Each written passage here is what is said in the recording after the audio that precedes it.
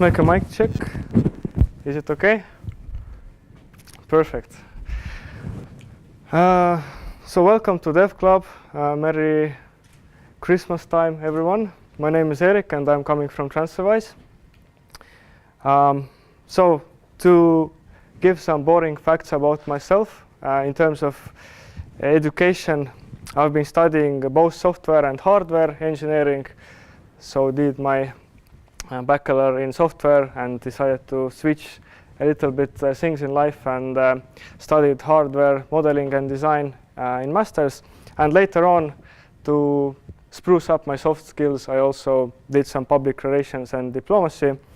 And in my free time, if I code, then it's usually related to robots or computer vision.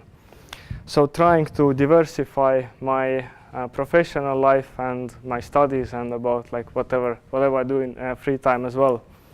But when it comes to my professional life, then it's my 5th year going on in Transferwise right now. And as a technical lead, I have built several teams there from scratch. So usually jumping in, building some first services, kicking it off, growing the team and people around me, and then trying to find something next, some new challenge. And for last 1.5 years, I've been entirely focusing on payment cards and payment card industry because we at Transferwise, we decided to issue our own debit card. We successfully did it, and today the goal of the presentation is to walk you through the process of how we approach that, and maybe simulate together the process of actually building something from scratch that will work in every shop out there. So I guess Transferwise is a relatively popular company in Transferwise, so probably you have at least heard about that. So raise your hand, how many people know Transferwise? Okay, that's vast majority. Well, makes sense. However, just to make sure that you remember the story, I will very briefly explain what Transferwise does. So our mission is to help people with international lifestyles in their daily finances. So we want them to operate with their money quickly, conveniently, with transparent fees. And like one thing that we are focusing on really strongly is to change the industry and bring the cost of international finance to zero. So we are going there step by step, dropping prices quite often as we can. And for a consumer and for a customer of Transferwise, it means that transfers are about 10 times, up to 10 times cheaper than with regular banks. So like if we think about transfer, for example, between US and Thailand, and the way how we managed to achieve that is that we built an alternative to correspondent banking. So we built our own network of banking partners and financial like services that we integrate, and we make it faster. So for example, by integrating with a few central banks in Europe, we also got to speeds that were impossible before. For example, some transfers taking less than half a minute to cross the ocean or sea. And today we are transferring about 3 billion volume every month, which is more than the GDP of Estonia. And current growth is about 100% in terms of volume.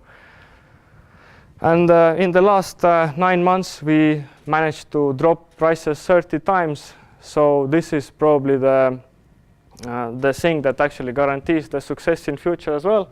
Yeah. It means probably across different locations. So you didn't drop exactly 30 times globally, but in different locations. That's right. So we have like hundreds of different corridors worldwide, as most of the world is covered. So regionally approaching each of them and trying to have a consistent drop of prices like all over the world as quickly as possible. And when the transfer product was implemented, we decided to make a next step, and we implemented something which is called borderless account to make the finances really borderless for our customers. And the reason why I'm explaining like few facts about Transferwise is just for you to realize how we, a non-bank organization, actually got to the card issuance business. So briefly explaining you the story that was before the card. And in our new product, we made it possible for people to hold money inside of Transferwise, because before that you had to upload the money and it was instantly, as quickly as possible, just shipped. However, it was not possible to kind of, for example, like safeguard their money in Transferwise or have like several currencies. So right now it's possible to hold 45 different currencies. It's possible to also receive money into your Transferwise account. So we actually are giving out real bank details in US, in Europe, and in UK, and in Australia. So for example, if any of our European customers decides to move or decides to do business abroad, if they travel to US, then they can instantly start giving out invoices with their Transferwise US bank details and receive money from their clients like they have a bank in US. And the last bit that was missing is to actually enable the everyday spending for those customers. So the main solution in the world today to make it available and possible is to implement the payment card. And it's one of the newest products in Transferwise. It's only 7 months old, so we started in May. At this point, we are growing about 20% month to month in terms of volume, and we have 220,000 active cards, and right now we have more than 50,000 weekly active users. And in total, in 7 months, we gathered about 7 million transactions. And now the actual talk begins. So we are going to talk about how to build the issuance system, and then once you have some cards out there and you have some customers, then how to make transactions work and how to support them.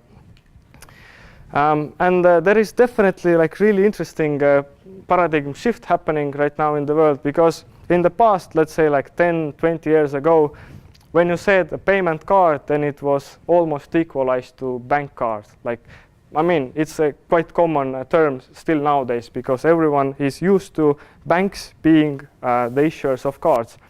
But I think like especially maybe like 8 years ago, like in the beginning of 2010s, a lot of prepaid companies came to market, making it possible for non-banks to start issuing cards. And I gathered just some random interesting examples, like for example, one of our partners in Germany and different bigger European countries is issuing Vodafone SmartPass cards. So you get two things in one package, the SIM card and the debit card with it. So you don't have to manually top up your mobile balance anymore. It actually acts as one, so you are using your mobile balance basically in the shop. Or for example, I found several Circle K cards in different countries, in Denmark, Lithuania, and somewhere else. Well, again, the principle is that you have your like retail or your petrol station business, and then you add the card and you get a new product which actually enhances your main business. For example, with cards, they are having some interesting discount and like membership system that makes customers more loyal. So you boost your business by adding cards there. Or for example, like everyone probably in Estonia have seen partner cards which have been issued in collaboration with LHV. Again, putting the loyalty system on top of the card and like shipping it as one product. Or for example, latest news from Latvia, one of their popular and strongly growing fintechs, Mintos, the peer-to-peer lending platform, also added card to their business. So if so many companies recently started doing that, then most likely there is some need for that, and it helps them to grow the business, which means that we as engineers might get into a situation that one of our clients or our own product or our own company will decide to build it. So I'm going to share a little bit of thoughts and insights about what maybe is in front of you and what you will be experiencing. Quick question, maybe do a little crash course. So what makes an oil company issuing a payment card, or a telco issuing a payment card, or a payment provider like Transferwise issuing a payment card, or to stand out from a bank? What makes a bank different? So what is the key difference between, so Transferwise, for example, is not a bank, right? That's so right. What is key difference between a bank and Transferwise? Why Transferwise is not a bank? Or why Circle K issuing a payment card is not a bank? What does it take to become a bank? So the question was, so what are those non-bank companies and how they differ from banks? So if we look at those like few examples, then the main difference is that the business that they are working in has nothing to do with banking. So if we think about telecommunications, then their primary business is something else, but they find ways to, for example, attach customers more strongly to their customer, or for example, bring in some new convenience feature that was not possible before. So forget about your monthly payments for your mobile plan. So just use our card on your everyday basis, and like we will get your monthly payments from there instead of you making it manually. So I mean, for me, like prepaid and like also like recently non-bank debit card product is just enhancement of on top of something else. But what is bank then? The one who issues loans, or the one who? Well, it's. So I'll interrupt. For example, if I'm not mistaken, to open a bank in Latvia, you have to have 2 million euros reserve funds. You have 2 million euros. Well, okay, that's fine. But also, you are acting as a special type of a company. You have to give a lot of reports every month. If you have some problems with taxes, you may lose license immediately, and so on and so on. So like you get a proprietary banking license, and then you're regulated differently. Yeah, it's the strongest regulated companies in country. So it's actually a cool trick. You kind of pretend to be in different business and then do banking on the side, and get away with the Yeah, but banking is very narrow layer. So let's not call card issuance banking. Like it's a different ball game. So banking is a different business, all right? So let's stop on that. I'm trying to understand what is exactly banking business. The main business is to get money from clients for small percent and to give loans for higher percent. So loan business and is banking. So giving out loans itself is not banking. Yeah. Banking is borrowing money to lend out money. Yeah. So Okay. effectively making money off of other people's money. So in that sense, if you go to Bondora is not a bank. So if you look at Swedbank, however, then what Swedbank is able to do is effectively borrow money from Deutsche Bank and issue out the bonds to lend money out to customers. So the trick is where you get the money you issue. If you Whether get it from banks, as a bank, then you're a bank.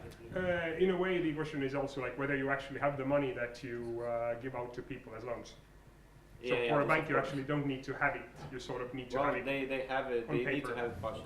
Well, then you need to have it sort of as digital, numbers. Okay, I think I got it. Thank you. Cool. So let's focus on the main topic of the evening. I mean, not the evening, but this presentation. Thank you. So in the lingo of the card issuance industry, if we decide to issue the card, we are usually called program managers, and each card product is also referred as a card program. So what do you think? What are top 5 elements that we need to choose or decide upfront to start issuing something? Processing service, card Okay, so we have 3. Numbers range, the range of the numbers you can have on your cards. Going too deep, so let's aim at higher level things. So first 3 points were actually really good. Processing a scheme, for example, deciding which currencies we want to support with our card. So at some point we want to have physical cards as well. So if we want to distribute physical cards, then we also need a manufacturer. What else? Sorry? License. And ATM machines. Terminals and ATM machines, yes, this is the step that you can take when you have lots of cards. But to start just issuing maybe like a smaller amount of cards, you don't need to be dealing with your own terminals yet. So if we pick the scheme, we will have terminals provided by other merchants and other banks. So anything else? Especially after Legal framework that you need as well. Okay, let's call it licensing. Really good point. After production of cards, something needs to happen. Not yet. Too early. Too early. Okay, we need shipping company. We need someone to actually distribute cards as well after they have been produced. And you said money. Yes, we also need to hold money somewhere in the system. Let's start from scheme. Scheme in the payment cards industry is also often referred as a licensor. By the way, how old are payment cards in general? 70? 8 years. Okay, so 30 years. so the answer is there. So yes, it actually started in 50s. Before that, like already 100 and 150, 200 years ago, there were attempts to replace cash because it was not safe and not convenient to carry cash or gold all the time. But it never succeeded because those payment cards that were used before 1950s were usually very localized, so they were local to one specific merchant, and only that merchant was accepting those cards. So, and then usually, as I said before, cards are somehow treated as they are related to banks, but in the beginning of the history of card schemes, they were actually driven by merchants. And the very first, like a real widespread payment card scheme was Diners Club, which was an association of different restaurants in US. And they made it possible to go to the restaurant without cash, pay for your dinner or your lunch, and then in the end of the month, pay off all your dinings all together. And of course, they added a little bit of markup so that restaurants would get some extra as well. And 50s in US was quite interesting time. So people were striving towards the American dream, and the personal debt per capita was growing more than 3 times in 1 decade. So there was really good timing for like a widespread, like classical consumer merchant credit card to go into market, and it was American Express by Bank America. And interestingly, until 1966, all cards were actually credit cards, which means that customers were using cards to pay for goods with money that they didn't own. And in like in the middle of 60s, 3 interesting things happened. The very first debit card in the world was introduced, so customers started using money that they actually have in their balance. First ATM was introduced, so it was possible to use the card to actually get the physical cash.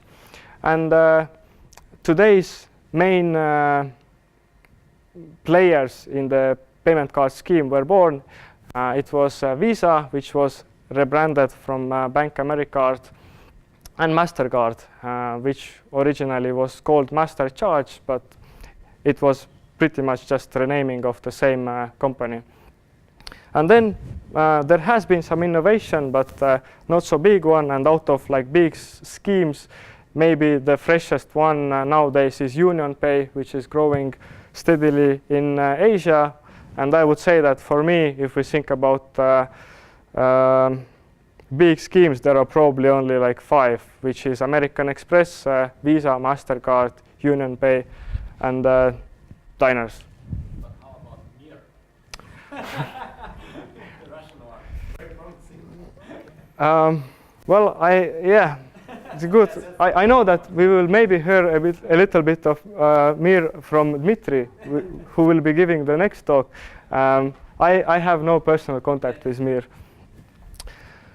you haven't considered? No. We have negotiated with Visa, MasterCard, UnionPay, but we are not even like operating from Russia in terms of remittance. So Russian market is still not completely uncovered for us.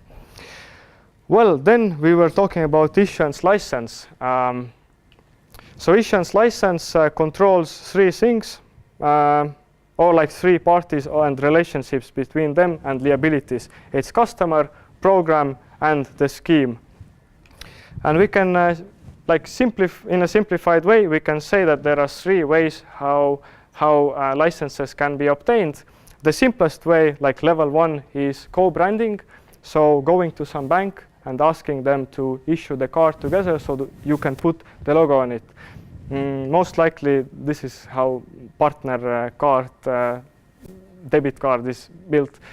Then level 2 is something which is called affiliate membership. So you kind of get already at some level licensed by the scheme, but you need some bank that will help you, that will actually give you some additional services so that you don't need to take all the liabilities that are required for full issuance of the card. This is probably the most reasonable one if you are going to build things completely yourself, and in future maybe are considering to fully own the full setup, at least in terms of the legal setup. And the most hardcore one is principal membership, so you are full member of MasterCard or Visa. The complication here is it is difficult to enter the market. Most likely if you go to Visa or MasterCard today and you have brand new issuance program that you want to launch, they will not trust you enough because it's a lot of financial liability. You need security deposits, things like that. You need daily settlements. So financially, it's a risk for them. So mainly because of that, they want you to partner up with someone else who they already trust, so they can see that your program works, and then maybe later they will grant you the principal membership. So the issuance license is then usually obtained by some organization, and they sign the contract with MasterCard, they get the principal membership, and can start lending it out to others. Yes, shoot your question. So we started with affiliate membership, and then we upgraded to principal membership. And if I'm talking to you about trust issues or necessity to convince big schemes for them to trust you, then I'm actually talking about personal experience.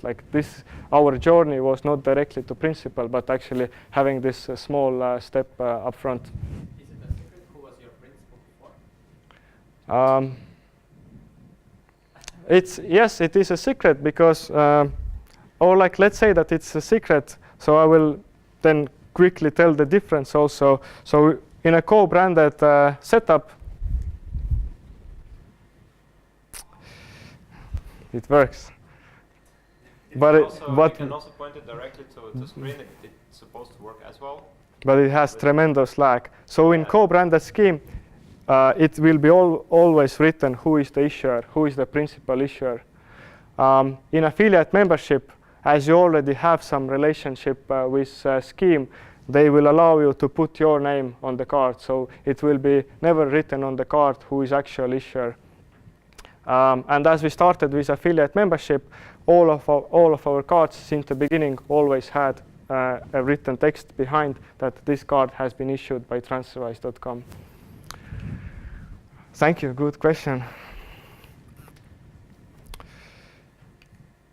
All right, then we need to have manufacturer. Hopefully you will then choose the location as close to your customers as possible. As majority of our customer base is in UK, then we chose the facility in UK. Then processor, and the processor's job is to take care of operations that require PCI compliance. Have you heard of PCI compliance? Yes. Yes. Cool. The saddest guys in the room usually say yes.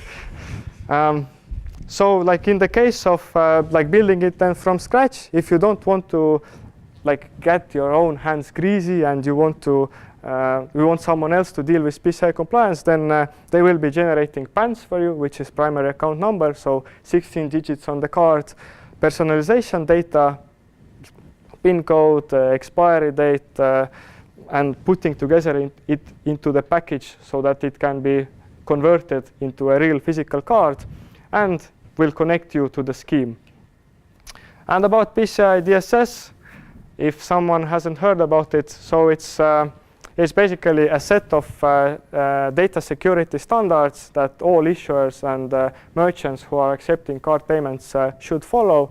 And the main purpose is to actually secure the money of customers, protect the data of card holders, and implement strong access control and monitor systems where card details are ever involved.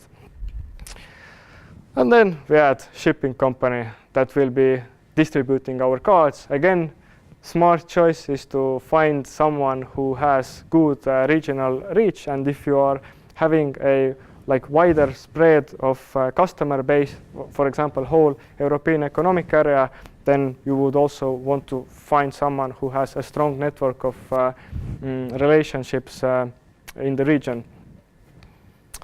One more question. Shoot. For how long you've been looking for the processor? How many players you've been considering? How much this took the time for this processor? Yeah, so in our case, I reviewed about 10 different processors in the lifetime. And in the lifetime, because we are also entering some new markets fairly soon, so it's like Asia, US, and Europe, and it might be that not all processors that are great have full international coverage. Because of that, sometimes in different regions we have been looking at different guys. But in Europe, I think we selected 3 first that were looking good, and then out of those 3 just filtered out the one that seemed to be the best one. Yeah, it's not a secret because they have our logo on their website. It's Carta Worldwide that has been selected in our case for European market. Which one? Carta Worldwide. It's a Canadian processor, but they have data centers also in Europe and in Canada, and yeah, main development facility, for example, is in Morocco, so it has been also interesting to travel. Went to Mark, which kind of pushes that kind of services to merchants right now very heavily. So it's because of the nature of our business. So we initially our bank details and our balances support more than 40 different currencies. So because of this factor of multi-currency setup, and because of that we had to implement a lot of things ourselves because it was not convenient to do it with existing processors. That's why I think we picked them, because they gave us most freedom to not fall into the perimeter of PCI compliance, but implement everything that we wanted. Will you talk later about your adventure with the processor integration part? Or this is not part of this integration? Well, let's see.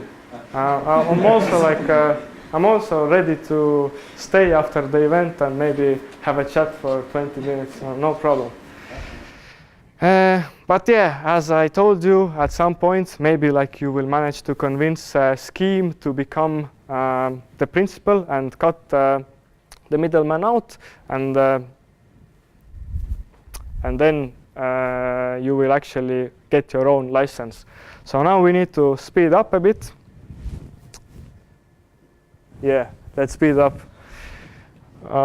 So now you will need to follow because a lot of things will be happening on the screen. So usually processor has 3 layers that you need to integrate with. One of them is the API to issue cards and manage cards.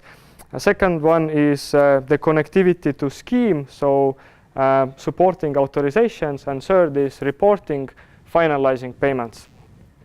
So first of all, like our processor, for example, for card issuance and management of that has an JSON endpoint and JSON like RESTful API. So if we think about what would be the possible services in our architecture, then it might be something like card management service. Of course, not referring to particular names that we have in Transferwise, just throwing in some random possible names. And most likely, if our customer will be talking to us, we probably want something like identity or identification service to understand who is sending us those requests.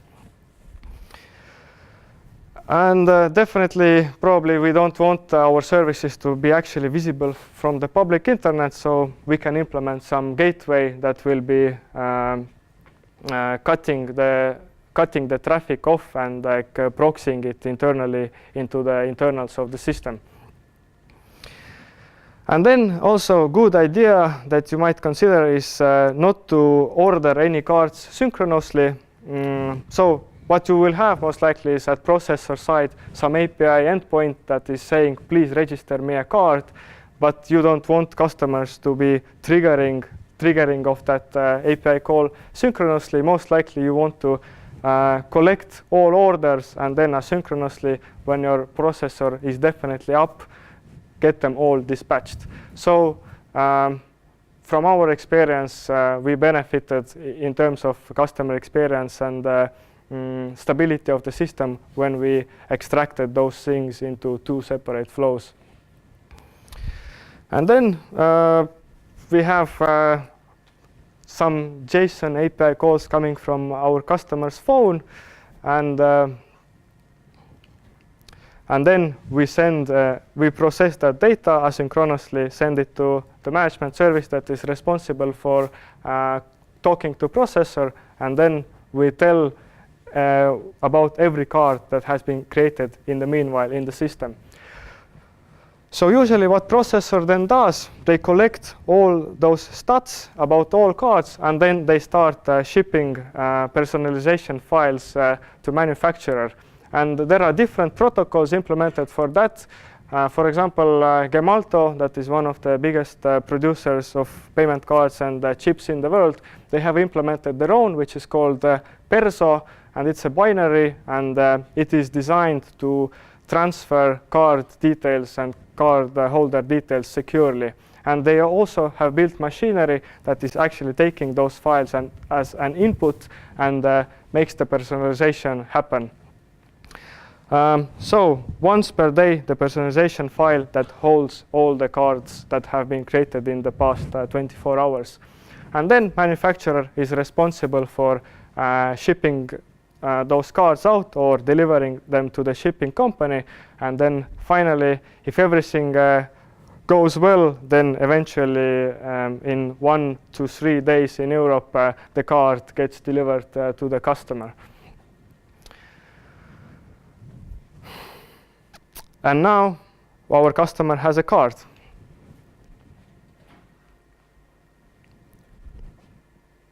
Let's talk about accounts and balances. Yes, question.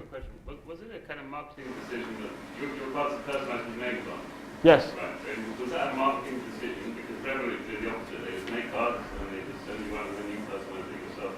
Yes. So the difference between Transferwise and Revolut originally was that we started issuing debit cards right away, which is a different type of the program, when technically they are exactly the same. The only difference is in maybe trust, of merchants. So definitely debit cards, which are regularly issued by banks, are more trusted and are not anonymized. And that's why we started right away from personalized cards, and I personally also I like personalized cards more. Okay, let's talk about money. That proposal came from there. So eventually we will also have some money service that will be holding balances of our customers, and then your balance is somewhere in a database. So problem with that is that as you are a regulated financial service now, you have e-money that is basically a license that allows you to hold money in your system. So in reality, it's not as simple that you just have a database. You actually also need to make sure that whenever auditor comes in, that you can actually prove that all that money is segregated from the company's money and that we are not mixing them together. We are not in fractional reserve banking, so we also cannot invest customers' money anywhere. We need to guarantee that 100% of that money is somewhere in secure, safe place. So we need to open bank accounts in those particular currencies to put this money aside. So on an hourly basis, our operational teams are monitoring how much money is in total in balances of Transferwise. Yes? Question about story money. Do you have one big account for several customers, or you create an account for every customer? So you mean in the safeguarding level? Yes. Okay, so in safeguarding level, it's basically collateral. So you collect, let's say that in Transferwise we hold 1 billion British pounds, in total, and so the meaning of safeguarding is that at any given hour we need to have a physical representation of that money in real bank accounts. So underneath we create virtual bank details, so you can use them personal money, but when it comes to safety, they are of course in one big pot. Only you were a bank yourself. But we are not. Actually, banks do not have all customers' money at the moment in the bank. They cannot give all money to the customers. Yes, that's so what why you should guarantee that? Because we don't have banking license, we don't need it to pursue our mission. So in our case, our license requires us to give them maximum guarantee to customers and prove it constantly to auditors. You explained it's a debit card. Debit card, that's trust that you should have money there actually somewhere behind it. If you have prepaid, then you can do whatever you want. Yes, so on an hourly basis, we update the safeguarding values, and so far as our product is only growing, then so far we have been always only adding money there because more money flows in than customers actually spend. Do you use your own product for the transferring money between settlement accounts?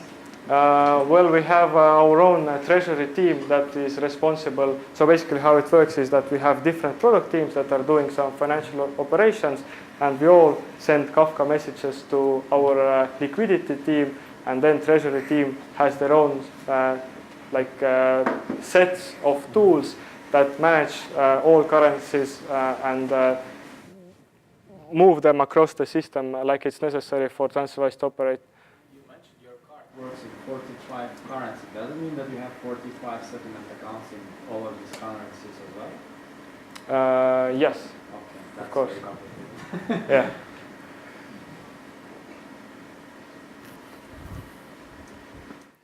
Okay, now let's quickly talk about making the card purchase.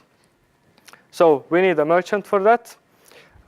Usually merchants don't own payment terminals. They actually rent it from acquiring banks.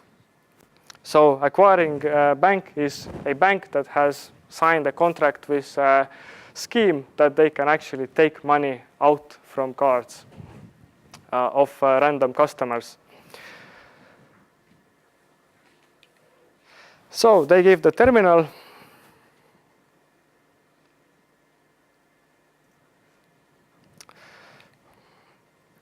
And let's quickly talk about scheme infra and connectivity. So nowadays it's still based on TCP connections, and the protocol that is being used is ISO 8583. Later in the next talk you will hear a lot about that.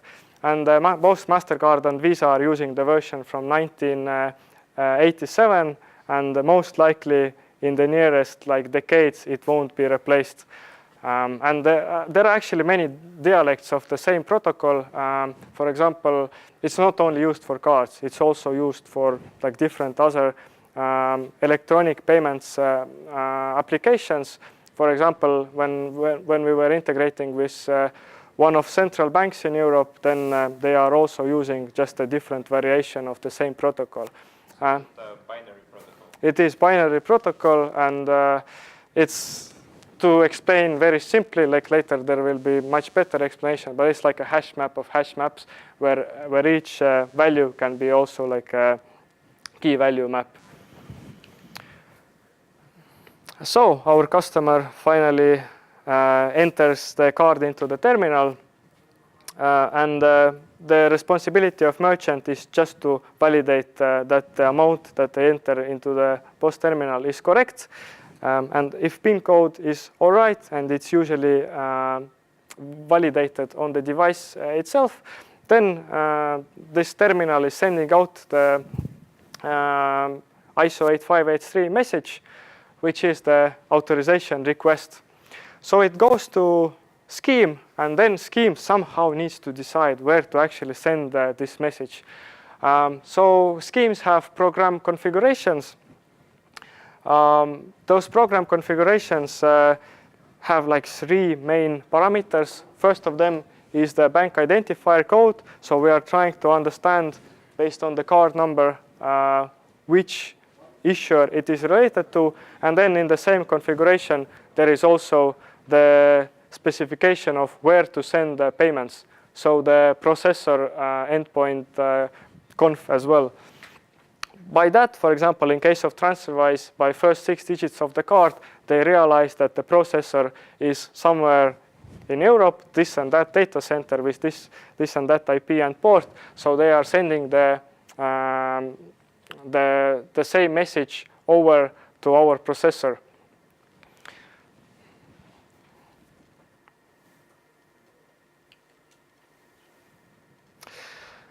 And when it finally starts reaching the processor, we would like to start receiving those messages somewhere as well. So we need to integrate with processor.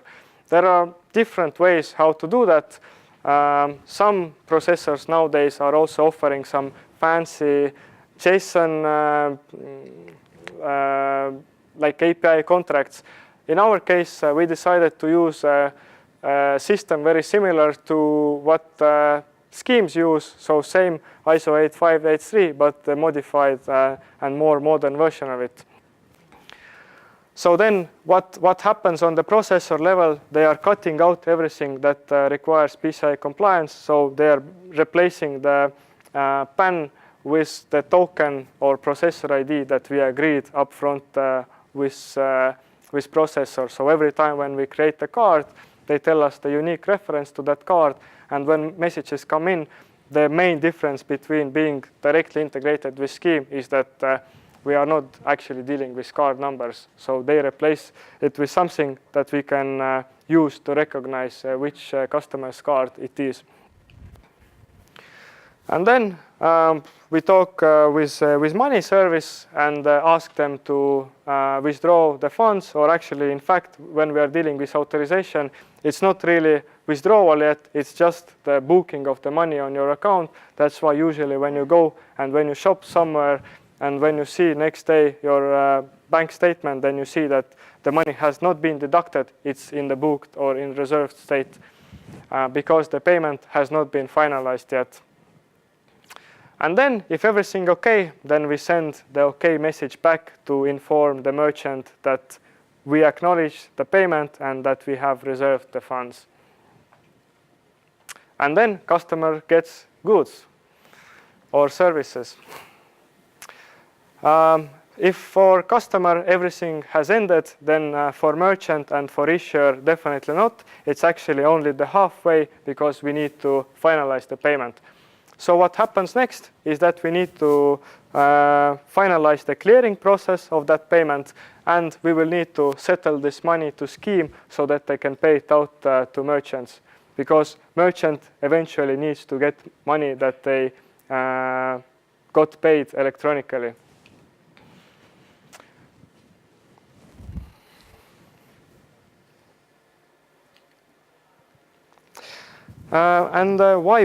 Why the movement from booked state into the finalized state is slow is because authorizations are nice. They work in real time on a binary level, but the finalization of payments is still happening in a set of reports. So there are different set of reports that issuers deal with.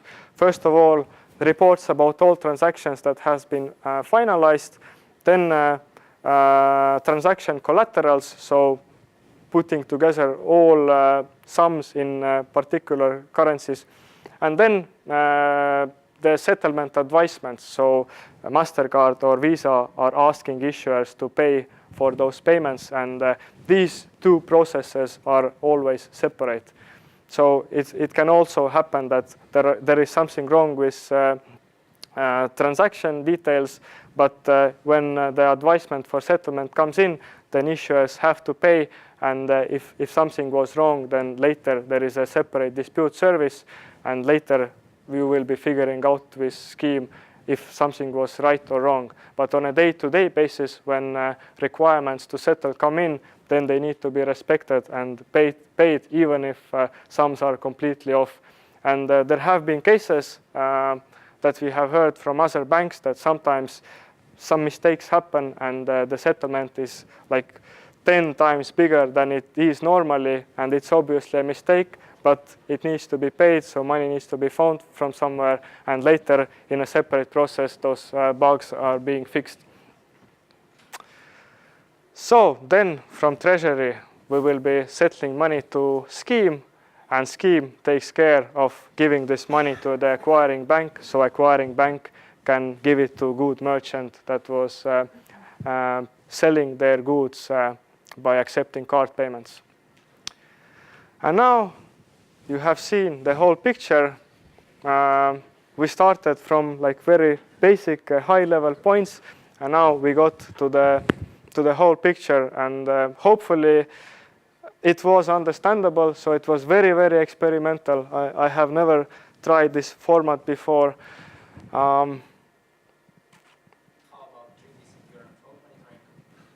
Cool. How much time do we have? All right, cool. So, no problem. We have implemented 3D Secure, and if you want, I can share a bit of details on top of that as well. So, thank you guys, and